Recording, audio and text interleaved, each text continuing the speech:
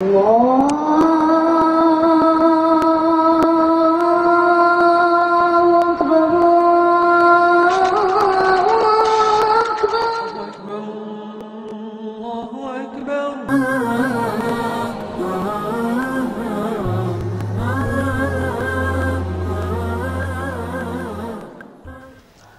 আসসালামু আলাইকুম ওয়া রাহমাতুল্লাহি ওয়া বারাকাতুহু।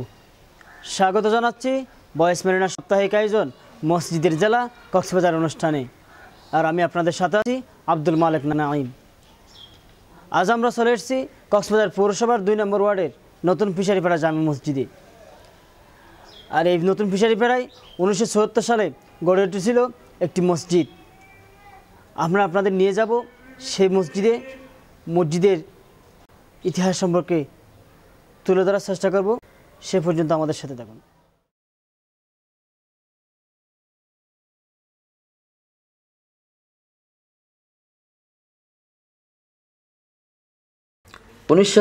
সালে 12 শতক জমির উপর মরহুম আবু সৈয়দ প্রকাশ সিরাজের বাপ আবুল কাশেম সহ কক্সবাজার শহরের নতুন ফিশারিপাড়া প্রকাশ মকসিদা পাড়ায় প্রতিষ্ঠা করেছিল একটি মসজিদ। কিন্তু আজ তারা পৃথিবীতে বেঁচে নেই। কালের সাক্ষী হয়ে 40 বছর ধরে সগৌরবে দাঁড়িয়ে আছে এই মসজিদটি।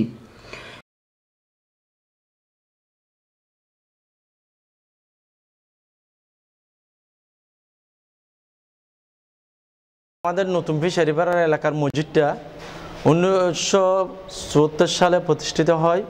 অনেক কষ্টের বিনিময়ে এখানে অনেক গরিব লোক ছিল। আমাদের এই মসজিদটা প্রথমে ছিল বেড়া আর মানে সনস্থানি দেওয়া। এটা এই হাটে পা করে আমরা 1980, 82, 85 থেকে মানে পেরিয়ে আমরা একটু উন্নতর দিকে যাই। তখনকার 86 সালের মধ্যে ওইটা একটু সেমি ফাঁকা করে ওদের টিন সেট করি। নেক্সট টাইম আবার ইয়াতে ওই 90-তে গিয়ে আমরা এটা আবার পূর্ণাঙ্গ করার জন্য ওই রিপ্লাই করার জন্য আমরা একটু সিদ্ধান্ত নিই।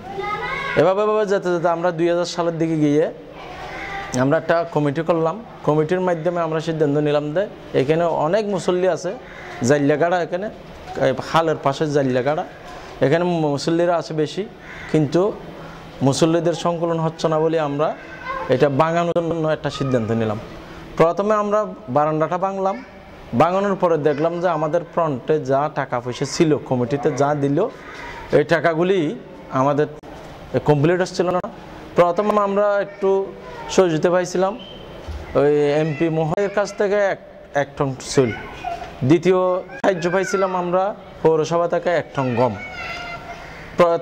নেক্সট টাইম আমরা আবার বসে আমাদের কমিটির সবাই মিলে, এইখানে আমাদের সভাপতি সাহেব আছে, আমাদের সিনিয়র জয়েন্ট সেক্রেটারি আছে এই আমির ভাই, রহিম ভাই, তারপর মৃত্যু আমাদের বন্ধুবর আব্দুল শুকুর মৃত্যুবরণ করছে, আমাদের সমবয়সী স্ট্রোক করে মৃত্যুবরণ করছে।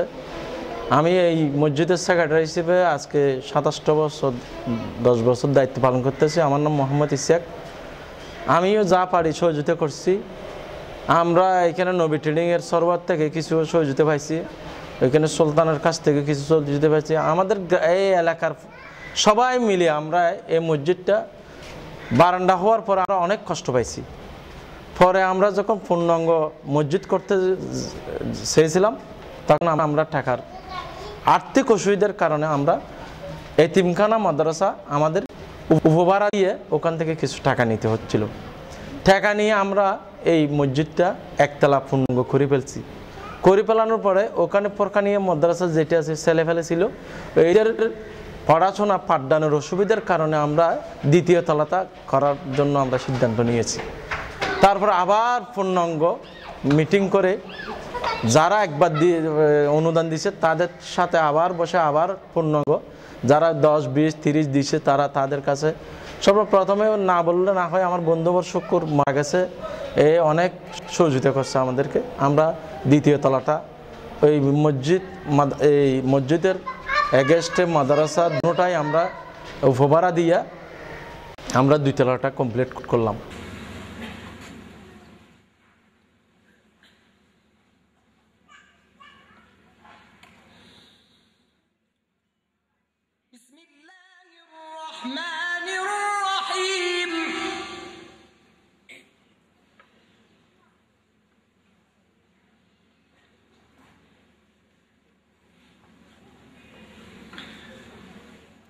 يا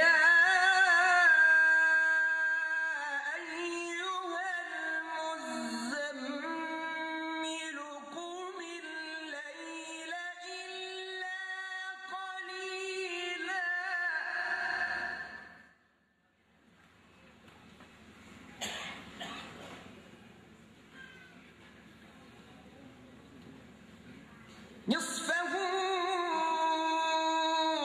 أو انقص منه قليلا أو زد عليه ورتل القرآن ترتيلا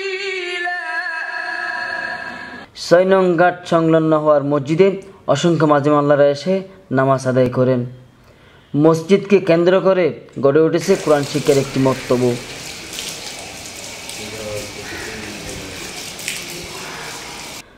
মসজিদের সামনে রয়েছে তাদের পারিবারিক কবরস্থান, তবে প্রয়োজনের তুলনায় তা খুব কম। তাদের পুরাতন কবরস্থানটি চলে গেছে বিমানবন্দরের সীমানার ভিতরে।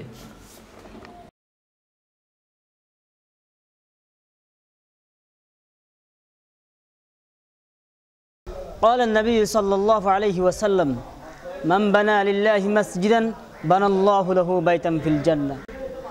আল্লাহর নবী হযরত মুহাম্মদ মুস্তাফা সাল্লাল্লাহু আলাইহি ওয়াসাল্লাম ইরশাদ করেন, যে ব্যক্তি দুনিয়ার মধ্যে একটি মসজিদ নির্মাণ করবে, আল্লাহ পাক রব্বুল আলামিন কিয়ামতের দিন তার জন্য বেহেশতের মধ্যে একটি ঘর নির্মাণ করবে। চলুন আমরা প্রত্যেকেই এক একজন মসজিদ নির্মাণের ভূমিকা রাখি। ওমা আলাইহিল বালাগ। আসসালামু আলাইকুম ওয়া রাহমাতুল্লাহি ওয়া বারাকাতুহু।